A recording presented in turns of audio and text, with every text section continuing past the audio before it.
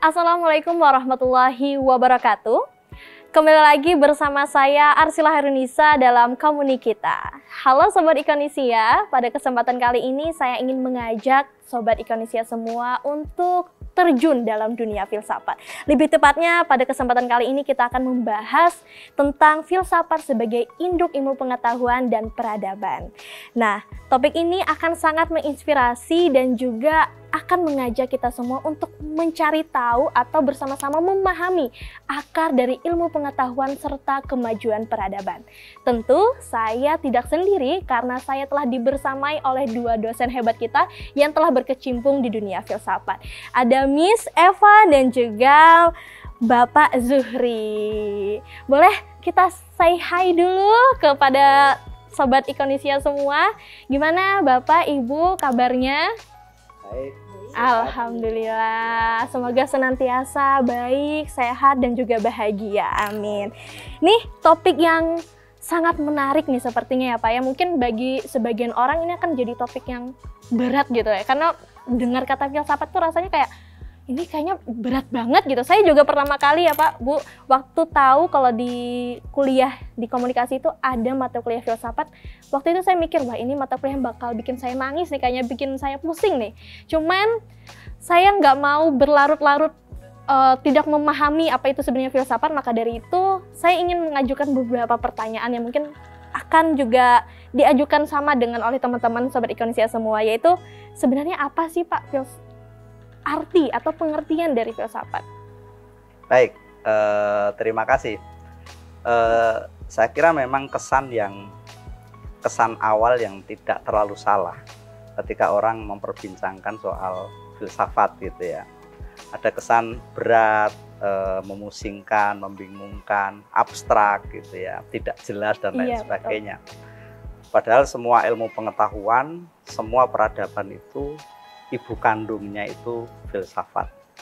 Coba ditelaah dalam pohon ilmu, akar terdalamnya itu adalah filsafat. Dan peradaban manapun sesungguhnya pasti dibidani oleh filsafat. Peradaban-peradaban besar di dunia ya, sejak dari di timur maupun di barat, semuanya berhutang budi terhadap filsafat. Nah, oleh sebab itu sebetulnya semua peradaban, semua umat manusia sesungguhnya memerlukan paham tentang apa itu filsafat. Kalau tadi pertanyaannya apa arti filsafat, itu dari bahasa Yunani ya, dalam bahasa Inggris filosofi, dan kalau dalam bahasa Arab itu falsafah, atau kata lainnya disebut dengan al-hikmah. Kalau dari bahasa Yunani tadi terdiri dari dua suku kata, philos dan sophia. Philos itu artinya cinta atau sahabat, sophia itu artinya kebijaksanaan. Jadi secara terminologis bisa disingkat filsafat itu adalah mencintai kebijaksanaan. Nah, yang perlu dipahami adalah bijaksana itu mengapa filsafat jadi induk ilmu pengetahuan, karena bijaksana itu lebih dari sekedar kebenaran. Dia melampaui kebenaran, tapi juga di dalamnya kebenaran itu sendiri. Maka itulah mengapa filsafat menjadi induk atau ibu dari ilmu pengetahuan itu, karena sumber dari pengetahuan dan ilmu pengetahuan sesungguhnya bermula dari filsafat. Seperti itu. Mungkin ada dari Miss Eva ingin tambahkan atau kiranya sudah cukup? Iya, jadi seperti yang tadi sudah disampaikan ya, pengertian filsafat berdasarkan beberapa bahasa, baik itu Yunani, bahasa Arab ataupun bahasa Inggris begitu. Mungkin secara lebih mudahnya ini adalah kita kan perlu membagi dua persepsi begitu. Jadi filsafat ini ada yang mengartikan sebagai sebuah hasil pemikiran begitu. Ada juga yang kita perlu ketahui bahwa filsafat ini adalah suatu ilmu pengetahuan begitu, seperti yang sudah disampaikan begitu ya, bahwa filsafat ini sebenarnya adalah sumber ataupun induk dari segala ilmu pengetahuan yang sudah banyak berkembang hingga saat ini begitu. Oke, baik. Ini kalau dari penjelasan Bapak Zuri sama Ibu Zuhaifa itu sangat, saya meng-highlight tentang induk dari ilmu pengetahuan. Karena setahu saya juga ketika saya akhirnya kemudian mempelajari filsafat, sepertinya filsafat itu mempertanyakan banyak hal gitu. Mempertanyakan awal mula ibaratnya, hakikat akan sesuatu ibaratnya. Benar gitu ya Pak? Betul, ya. Mungkin kalau semisal itulah kenapa kemudian itu menjadi induk dari berbagai ilmu pengetahuan selanjutnya. Luar biasa. Nah, cuman menariknya ya Bapak, Ibu, kan kita sekarang ibaratnya menyetujui bahwa kita tinggal di era yang digital atau ibaratnya kata orang industri 4.0 ibaratnya gitu ya.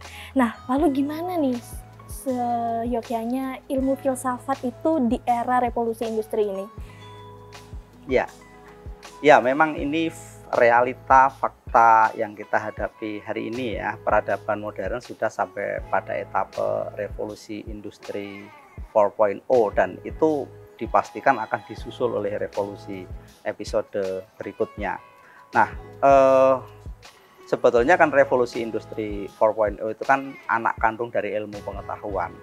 Ilmu pengetahuan anak kandung dari filsafat, seperti itu. Hanya saja cucunya filsafat ini, entah cicit entah cucunya ini, revolusi industri ini, memang ada problem yang mungkin sedikit saya ibaratkan ini kalau tidak dikritisi akan menjadi anak yang durhaka. Saya menyebut memudahkan begitu. Maksud saya begini, katakanlah kalau kita lihat dari ciri-ciri revolusi industri itu ya, seperti cirinya kan ada bersifat robotik, proses automation ya, otomatisasi dari robot, kemudian ada 3D printer, kemudian everything internet gitu, kemudian ada big data dan terbaru artificial intelligence ya, kecerdasan buatan. Ini kalau kita lihat ciri-ciri tersebut kan ada beberapa hal yang kontradiktif dan bertolak belakang dengan karakter filsafat. Revolusi industri katakanlah dari berbagai ciri itu kan mendorong orang untuk cepat, instan, praktis, mudah gitu. Sementara di satu sisi karakter filsafat itu kan mengajari orang kedalaman, tenang, dalam, reflektif, berpikir kritis, seperti itu ya. Jadi ini kan dua karakter yang berbeda. Itulah mengapa tadi kalau Mbak Sila katakan mengapa ada kesan kok membingungkan, ya karena ini memang bertolak belakang dengan genre peradaban sekarang gitu.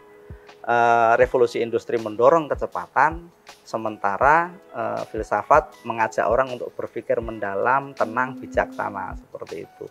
Nah ini, tapi apakah dengan demikian ini dua hal yang harus berpisah? Tidak, karena revolusi industri keempat juga tidak mungkin dihindarkan. Katakanlah dalam digitalisasi, siapa hari ini yang bisa menghindar dari teknologi digital? Interaksi sosial kita, komunikasi, bahkan memenuhi kebutuhan-kebutuhan hidup semuanya terdigitalisasi. Jadi ini sudah bersifat zeitgeist ya, keniscayaan yang tak terhindarkan gitu. Nah, apakah ini filsafat masih diperlukan? Jelas, karena tidak ada teknologi kalau tidak ada ibu kandung kan, seperti itu. Jadi problemnya adalah bagaimana mereaktualisasi filsafat, menghidupkan kembali filsafat supaya teknologi yang sedemikian pesat ini menjadi lebih bermakna. Sehingga kata dasar filsafat tadi kan mendorong orang untuk mencintai kebijaksanaan. Bagaimana teknologi ini digunakan dengan lebih bijaksana, seperti itu. Jadi disitulah titik temunya gitu. Jadi filsafat mestinya memang harus diajarkan di semua program studi supaya orang memiliki selain persoalan-persoalan teknis, kemajuan teknologi juga punya kedalaman. Nah, filsafat sebetulnya berfungsi untuk mengingatkan orang di situ. Ada meaning ya, ada pemaknaan gitu. Seperti itu saya kira. Oke, baik. Kalau dari Miss Eva sendiri ada yang mau ditambahkan kiranya? Mungkin lebih ke ini ya, penekanan. Jadi tadi Pak Zuhri sudah menyampaikan bahwa dengan perkembangan teknologi begitu, lalu filsafat itu juga tetap harus berjalan beriringan begitu. Hanya saja mungkin tetap kita perlu menekankan terkait trilogi filsafatnya begitu, yaitu ontologi, epistemologi, dan aksiologinya mungkin kalau saat sudah proses di era modern seperti saat ini begitu. Oke, baik, menarik nih, semakin menarik pembahasan kita ya Sobat Ikonesia. Bahwa tadi yang dijelaskan oleh Pak Zuri maupun Ibu Eva, saya menarik tentang statement bahwa terdapat kontradiktif nih antara filsafat ibaratnya dengan era digital lah, ibaratnya industri 4.0 ini. Yang mana kalau filsafat tadi mengajarkan kita untuk lebih mendalam, bijaksana, berpikir, sedangkan tentu kita sudah mengetahui sekarang banyak sekali bantuan-bantuan AI, contohnya ya Pak ya Bu, yang membuat mahasiswa juga jadi malas berpikir ibaratnya gitu. Nah, sehingga kesannya itu sekarang itu malah filsafat dan etika itu semakin diasingkan lah ibaratnya dari peradaban kita, bahkan kayak melupakan untuk berpikir kritis akan sesuatu. Ini bagaimana menurut pandangan Bapak ataupun Ibu? Iya, menurut saya itu tidak terjadi dengan sendirinya ya. Kedua belah pihak harus kita nilai secara kritis. Katakanlah saya kalau melihat dari tampilan pembelajaran filsafat sendiri, ada kesan memang tampilan dari pembelajaran filsafat itu tidak transformatif menurut saya. Diksi-diksi yang digunakan, teknik penyampaiannya terkesan menyeramkan dan rumit gitu. Berbeda dengan ilmu pengetahuan yang berkembang lebih pesat ya. Apapun disiplin ilmu, sekarang itu penyampaiannya kan lebih inovatif. Sementara filsafat relatif stagnan ya cara penyampaiannya, sehingga terkesan berat sekali. Tidak adakah sebuah upaya untuk katakanlah mencari cara-cara yang lebih ringan begitu? Walaupun memang tantangannya tidak mudah ya, karena berpikir filsafat itu kan harus holistik, kontemplatif, reflektif gitu ya. Nah, di zaman gemerlap seperti ini kita dituntut untuk teknik berpikir saja. Bagaimana orang punya jeda waktu sedikit saja untuk merenung, itu kan susahnya bukan main. Kita dituntut untuk multitasking. Dalam detik yang sama kita bersifat multipolar, multitasking, kemudian kita berada dalam sebuah hubungan yang rezomatik gitu, sehingga tidak fokus, akhirnya kan begitu. Nah, itu pertama ya, jadi tampilan filsafat sendiri yang cenderung elitis, menyeramkan, berat gitu. Kedua adalah agresivitas dari dan kecepatan dari teknologi itu sendiri. Itu kan membuat orang tidak punya kesempatan untuk memiliki penjedaan. Sebetulnya dalam hidup ini kan banyak teknik-teknik supaya orang berhenti sejenak merenung itu. Katakanlah kalau agak melebar sedikit di agama. Mengapa sih ada spiritual, ada ritual? Orang harus menghentikan rutinitas. Ya ini dalam konteks di Universitas Islam Indonesia ya, orang ketika rutin tiap hari dijeda 5 kali untuk sholat, malam hari dalam waktu panjang tidur dijeda untuk tahajud. Itu kan sebetulnya mekanisme untuk penjaraan gitu. Nah, sementara dalam teknologi informasi itu kan semakin cepat, semakin viral, sehingga ya ini memang bukan anti ya, ini bertolak belakang dengan arus yang ada seperti itu. Nah, saya kira harus dijadikan titik temu teknik pembelajaran filsafat ditransformasi lebih inovatif, sementara ilmu pengetahuan khususnya teknologi yang terbaru ini 4.0 itu juga harus ada ruang untuk menjedakan diri. Teknik-teknik katakanlah artificial intelligence, robotik, itu harus ada ruang di mana manusia berperan, tidak automatically semuanya. Karena kalau itu terjadi, kita kan tenggelam dalam algoritma media sosial. Contohnya itu, coba platform-platform media sosial itu kan paradok. Satu sisi kita diberi kebebasan untuk memilih, tapi kalau sudah kadung memilih, kita terjebak dalam algoritma itu. Nah, itu berarti kedirian kita kan nggak ada. Kita seakan-akan jadi pelayan dari mesin-mesin itu, dan kita tinggal nonton gitu saja. Nah, ini saya kira kan hal-hal yang perlu kita renungi ya, ada yang salah nih dalam kemanusiaan kita seperti itu. Oke, baik, ini menarik nih. Tadi Pak Zuri meng-highlight bahwa kita butuh penjedaan untuk di era yang serba cepat rasanya ya. Kita merasa tergesa-gesa terus dengan adanya teknologi. Tapi bukan berarti jeda terlalu lama terus rebahan ya. Iya, tapi apakah itu kemudian menjadi salah satu langkah untuk mereaktualisasi kajian filsafat, ataupun ada cara lainnya mungkin bisa disingkat lah untuk memberikan penjelasan? Oke, saya kira begini. Ada beberapa teknik ya. Satu tentu saja membaca. Itu kunci dari filsafat, itu harus membuka diri untuk membaca. Pembacaan itu penting baik dalam konteks filsafat sebagai tadi yang disampaikan oleh Mbak Eva, filsafat sebagai ilmu atau filsafat sebagai cara berpikir. Dua-duanya mendorong orang harus rajin membaca. Itu pertama. Kedua, harus mentradisikan dialog.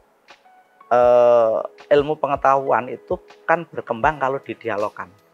Nah, sementara mungkin dalam komunikasi harus dua arah dan lain sebagainya, itu penting karena kalau membaca hanya untuk diri sendiri, tidak dia dialogkan, nanti nggak berkembang gitu. Kemudian ketiga, saya kira manusia modern perlu ya menjedakan diri ya, cari waktu untuk reflektif sejenak. Ya dalam teknik-teknik kita beragama, menjalani hidup itu kan banyak juga teknik-teknik itu. Seperti sebelum tidur, cobalah 2-3 menit untuk merenung. Mungkin di Islam ada namanya muhasabah, ada iktikaf, ada sholat. Itu kan sebetulnya mekanisme untuk itu. Tapi juga sama loh ya, ritual-ritual itu juga jadi mesin juga kalau orang sebagai subjek tidak otonom, berpikirnya tidak kritis. You sholat, tapi itu jadi mesin juga bisa loh. Jadi algoritma ibadah juga bisa. Itu juga berbahaya gitu. Makanya filsafat itu menuntut orang untuk eksis ya, punya kesadaran diri yang otonom, berpikir kritis terus-menerus. Seperti itu saya kira ya. Oke, baik. Ini mungkin dari Miss Eva terakhir ada yang ditambahkan kiranya? Mungkin karena ini berkaitan dengan ideologi filsafat begitu ya. Memang